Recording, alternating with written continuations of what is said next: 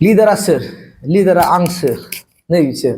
आं सेलेक्ट खालामगोन जायखौ दोननांगौ दोननाङा आं दं लिडारा आंसो आंनि उइदाउट आं सोर बिलाय नङा होमबा दिनै बे बाथ्राखौ नोंथांमोना खोनानो मोनगोन स' सिरियास आं बिराद इन्टारेस्टिं मोनदों भिडिअखौहाय नोंथांमोना जोबजासे नाय भिडिअखौ मोजां इन्टारेस्ट मोनगोन आरो आं बेनि सायाव जा हायो आंनि मोनदांथिखौ आं एक्सप्लेनेसन खालामगोन नोंथांमोनजों दा गतिके नोंथांमोननि गेजेरावहाय दिनै आं होग्रोगोन कि बिटिसिनि चिफ मानव लिडार सार बिथाङा दिनै मा बाथ्रा बुंथिनानै होदों नायनो लादो एस'सियेसननि जिथु सभा बेहाय थांदों आङो गोसोखौ जोबोद मोजां मोनदों आरो बेवहायबो फैनानै दुलाराय गुदि बाथौ आफादनि जिथु सानथामनि हाबाफारि लानानै लेंनाय जिथु सभा एबा कनफारेन्स बेवहायबो थाफानो मोननानै गोसोखौ गोजोननाय मोनदों आरो आङो बुंदों बे बाथौ सान जे बोसोराव खेबसे लकेल हलिडे जोङो मोनो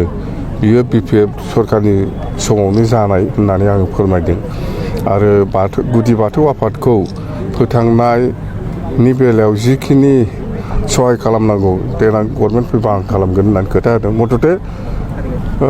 बाथौआ जाहैबाय बर'नि गुदि धोरोम हयथ' सोरबा दिनै सोरबा ब्रह्म जानो हागौ सोरबा ख्रिस्टान जानो हागौ खिन्थु बर'नि गुबै आसल धर्मआ मा होनोब्ला बुंखानांगोन जे बाथौआनो बर'नि गुदि धोरोम होननानै दा जायखिजाया बेखिनियानो गोसोखौ मोजां मोनदों फैनानै बास सरकाराव फैयोब्ला बाथौनि खामानि मावगोन मा आं मावगोन बे बाथौनिल' नङा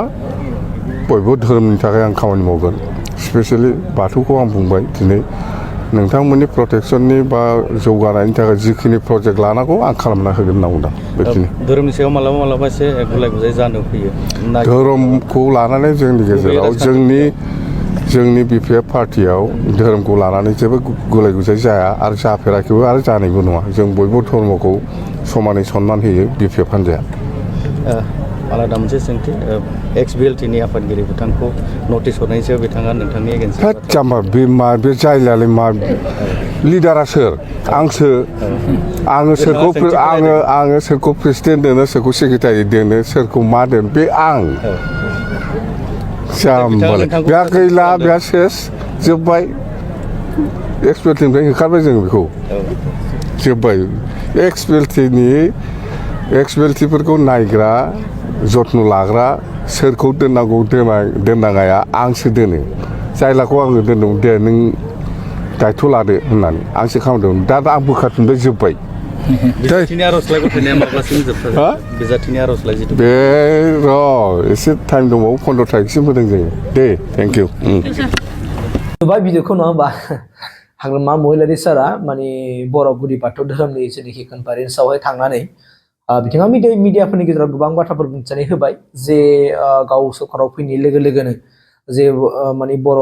माने गुदि बाथौ धोरोमखौहाय बिनि थांनाय आरो थैनाय बिनि सायाव माखासे खामानिखौ मावगोन बा बिथांनि जौगानायनि खामानि मावगोन लोगोसेयैनो बिथाङा बुंथिनानै होबावदों कि बिभिन्न जाथि धर्म दंबाबो बिपिएफआ खुनु मोनसे बिपिएफ दल हिसाबै खुनु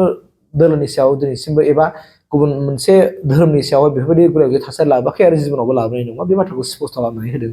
दा बेजोंनो लोगोसे मस्ट इन्टारेस्टिं टपिकआ बेनो बिथाङा दि होनदों लिडारा आं खालामगोन जायखौ सोरखौ मा खालामनांगौ देट मिन्स एक्स-बिएलटिनि माने हयथ' बिथांमोनहा मोनसे वेलफेयार एस'सियेसन थायो जानो हागौ बेनि आफादगिरि ना मामोन मन'कुमार ब्रह्मआ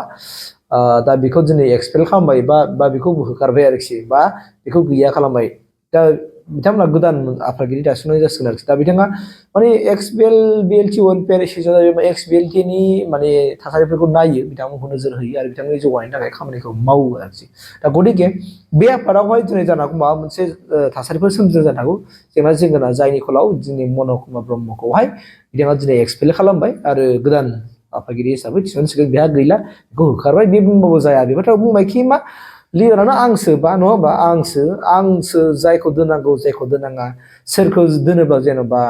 माबा मोनसे जौगानाय फैगोन बेनि सायाव नायनानै गाव दोनबो जाहैबाय आरोखि ना गुबुन सोरबा बाहाय रोनावबाबो खामानि जानाय नङा आरोखि बे बाथ्रा स्पष्ट दिनै जाबाय आरोखि एकदमबारे क्लियारिफिकेसन स्पष्ट होनखाबाय सोर बुंखो